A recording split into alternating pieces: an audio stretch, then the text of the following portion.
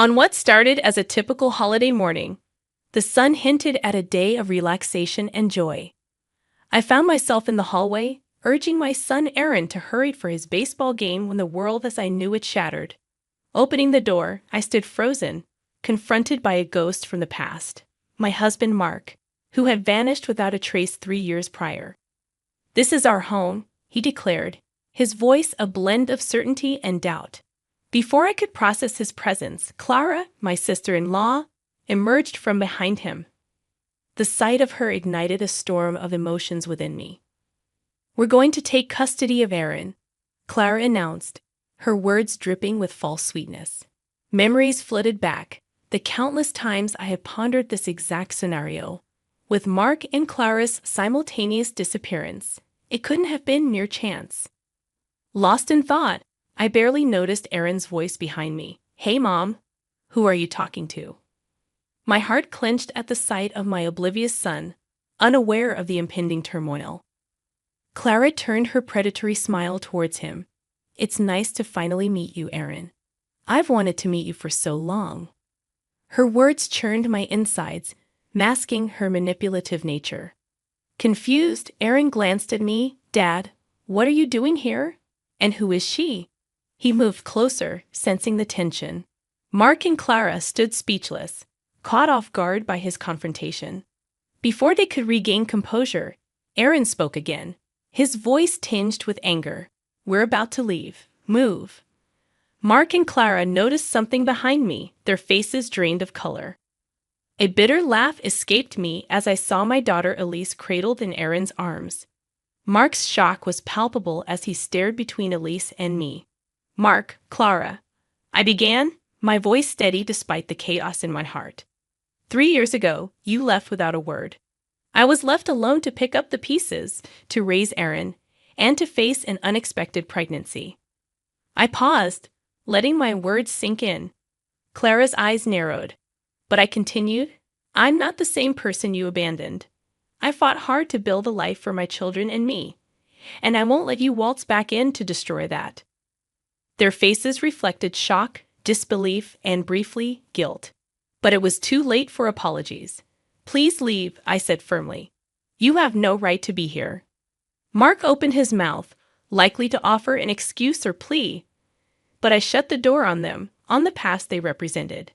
Turning back to my children, I saw Aaron looking at me with newfound respect, and Elise gurgling blissfully, unaware of the storm that had just passed.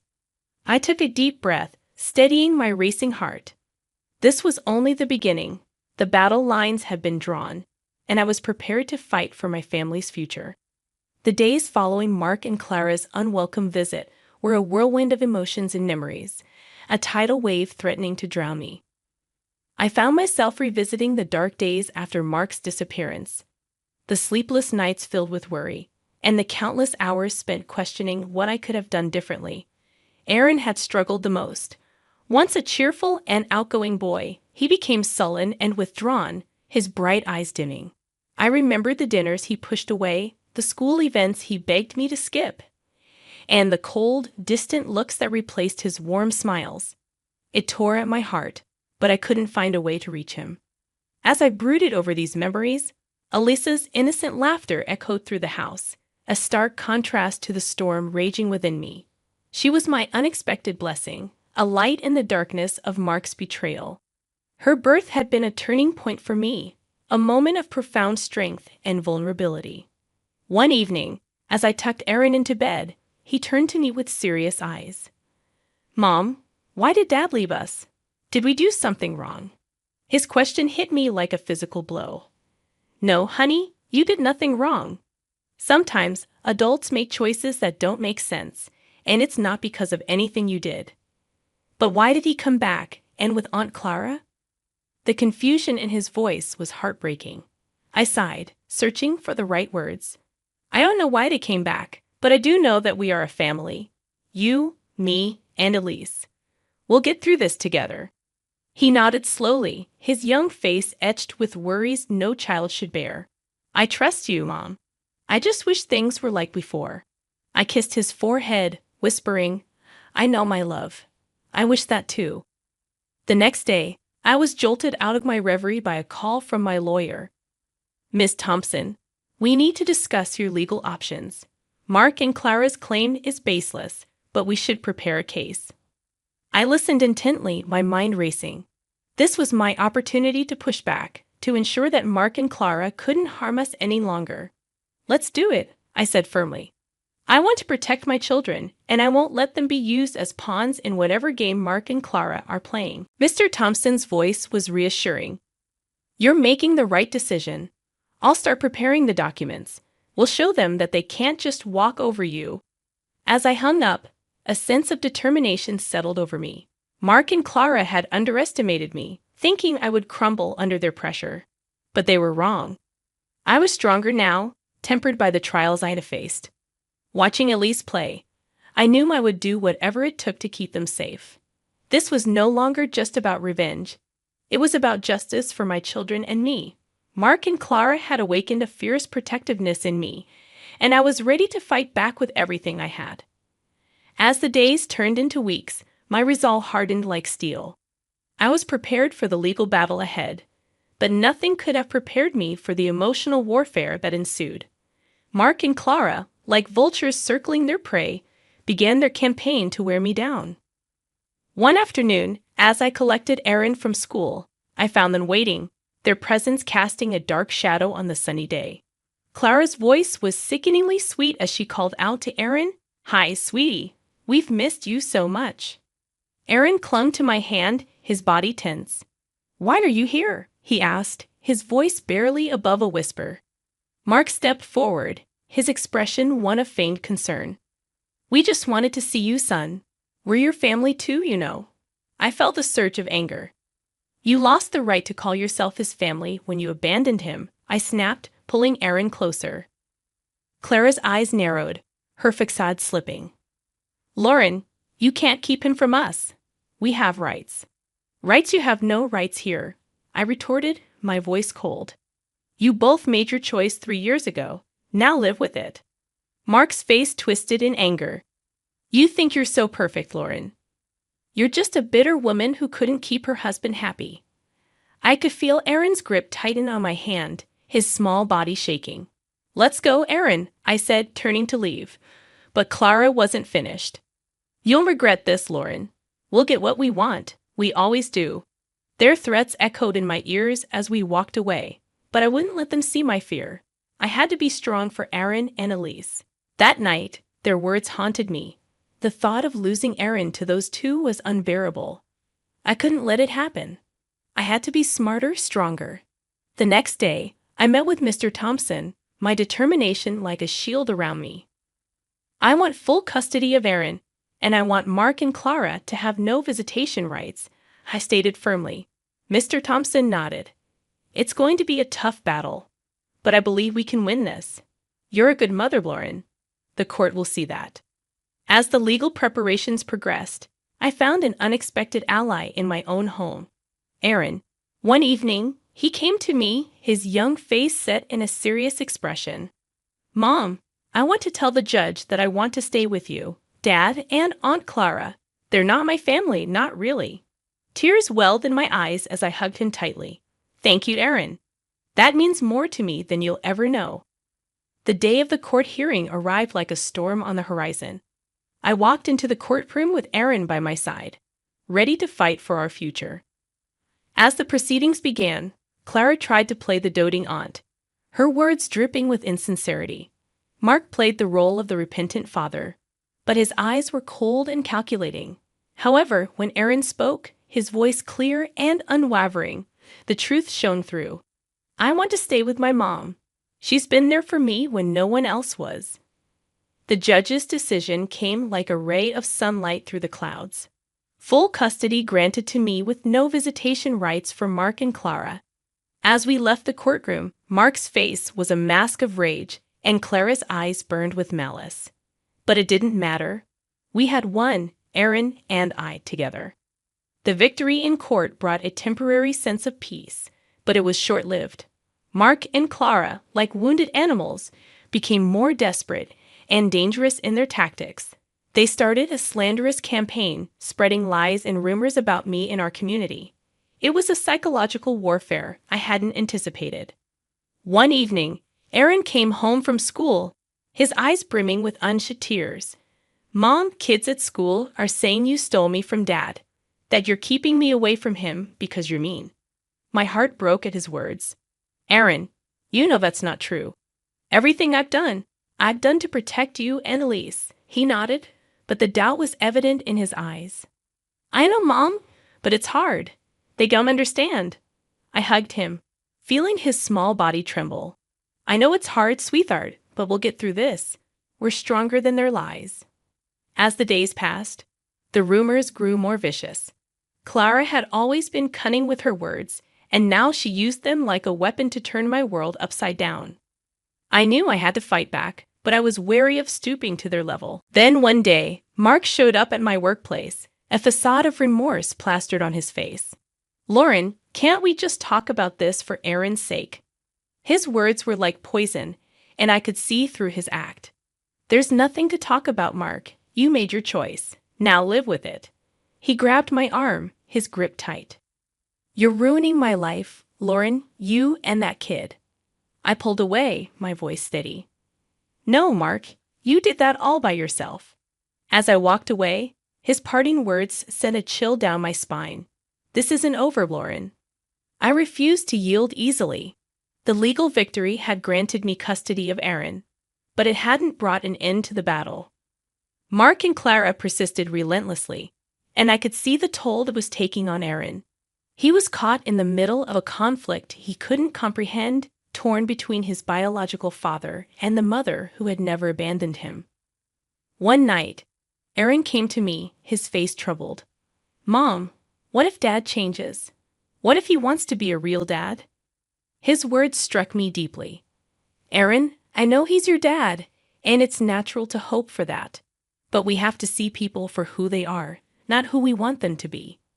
Aaron was silent for a moment, then looked up at me with clear eyes. "I know. I just wish things were different." I held him close, whispering, "I do too, Aaron. I do too." Despite the ongoing battle, I remained steadfast in ensuring that Aaron and Elise remained my priority. They were my strength, the reason I fought so fiercely, and I would do anything to shield them from the shadows of Mark and Clara's deception.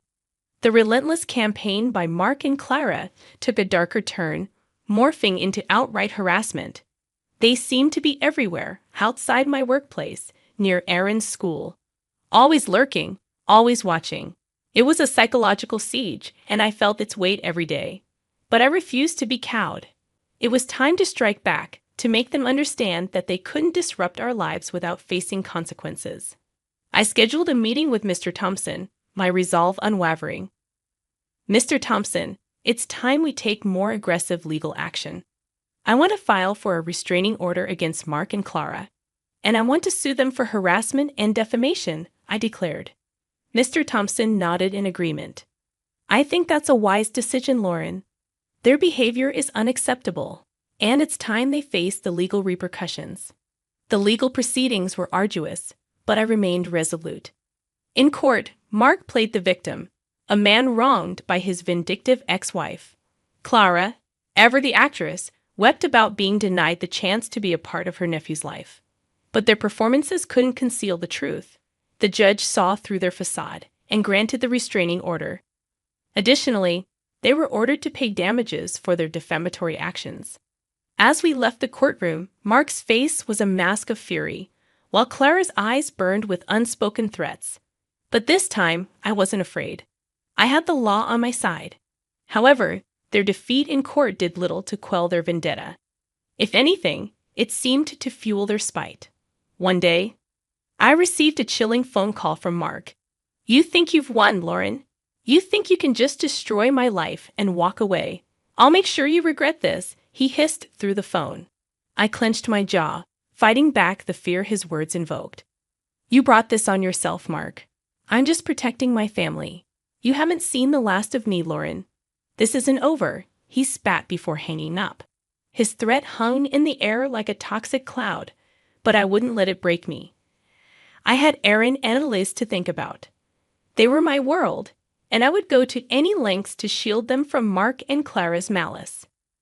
But as days turned into weeks, the constant stress began to wear me down. The never-ending vigilance, the fear of what Mark might do next, the pressure of being a single mother. It was all-consuming. One evening, as I put a list to bed, Aaron came to me, his expression somber. "Mom, are we going to be okay?" Dad sounded really mad on the phone. I pulled him into a hug, my heart aching for the worry he had to bear. "We're going to be okay, Aaron. I won't let anything happen to us, I promise." But even as I spoke the words, I knew the battle was far from over. Mark and Clara were like a storm on the horizon, and I needed to be ready for whatever they threw our way. The weeks following the court ruling were a tense and watchful time. Mark and Clara, now bound by the restraining order, had receded into the shadows, but their silence was more unnerving than their threats. I knew this lull was just the calm before another storm. Then it happened. Clara, in a move of sheer desperation, orchestrated a public scene. I was picking up groceries when she appeared out of nowhere, screaming accusations. "You're a monster, Lauren. You've torn our family apart." Her theatrics backfired. The store manager recognized the disturbance and called the police. As they escorted a hysterical Clara away, her image of the wronged aunt crumbled. This public meltdown was the final straw. The police charged Clara with violating the restraining order and public disturbance. Mark, too, faced consequences. His involvement in the harassment and defamation, now fully exposed, led to his arrest. As I watched them being taken away, a part of me felt a pang of pity. They had descended into their own hell, a pit they had dug with their lies and hatred. But this feeling was quickly overshadowed by a sense of justice. They were finally facing the consequences of their actions. In the aftermath, the community's perception shifted. The truth about Mark and Clara's deceit and manipulation became apparent. People who had once whispered behind my back now offered their apologies and support. Aaron, witnessing the downfall of his father and aunt, had mixed emotions. "Mom, is it wrong to feel happy about Dad and Aunt Clara getting arrested?" I took his hand, sensing his inner turmoil. "It's okay to feel relieved, Aaron. They hurt us a lot. It's okay to want justice for that." The battle that had consumed our lives for months finally seemed to be over. Mark and Clara, once towering figures of intimidation, were now diminished, their power to harm us stripped away. As I tucked Aaron and Elise into bed that night, a sense of peace settled over me. We had weathered the storm and emerged stronger. I knew there would be challenges ahead, but for the first time in a long while, I felt hopeful about the future. With Mark and Clara's legal retribution, a heavy burden lifted from our shoulders. The days seemed brighter, and our home was filled with laughter once again. Aaron's smile returned, and Elise's innocent giggles were a balm to our scarred hearts. The community's support was overwhelming. Apologies turned into offers of help, and slowly, the rumors and whispers faded away. We were rebuilding our lives, piece by piece. But the true testament to our newfound peace came on my birthday. Aaron, now more mature and thoughtful, had a surprise for me. He approached with a shy smile, a small gift in his hand. "Happy birthday, Mom. I made this at school for you," he said, handing me a beautifully crafted photo frame. It held a picture of the three of us smiling and happy. Tears welled up in my eyes as I hugged him. "Thank you, Aaron. This is the best gift I could ever ask for." Later that day, as we celebrated with a small party, our little family felt whole again. Friends and neighbors joined in, their presence a symbol of the life we had reclaimed. During the party, a new face appeared. Tom, a kind and understanding man I had met through my work. His support during our trials had been unwavering, and his presence now felt like a promise of new beginnings. "Happy birthday, Lauren. I hope this year brings you all the happiness you deserve," Tom said, his eyes warm and sincere. I smiled, feeling a spark of something new, something hopeful. "Thank you, Tom. It's already off to a great start." As the party wound down, Aaron came up to me, a serious look on his face. "Mom, I've been thinking. Maybe it's okay to start new things, to be happy again. I knelt down to meet his gaze. It's more than okay, Aaron. We've been through a lot, and we deserve to be happy. He nodded, a small smile gracing his lips. I like Tom. He's nice, and I think he makes you happy. I hugged him, my heart full. He does, Aaron, and I'm glad you like him. That night, as I put Aaron and Elise to bed, I felt a sense of contentment I hadn't known in years. We had faced our demons and emerged victorious. Our future was ours to shape, and it looked bright and full of promise. Life had thrown us into turbulent waters, but we had learned to navigate the storm. Now, it was time to enjoy the calm, to embrace the new dawn that awaited us.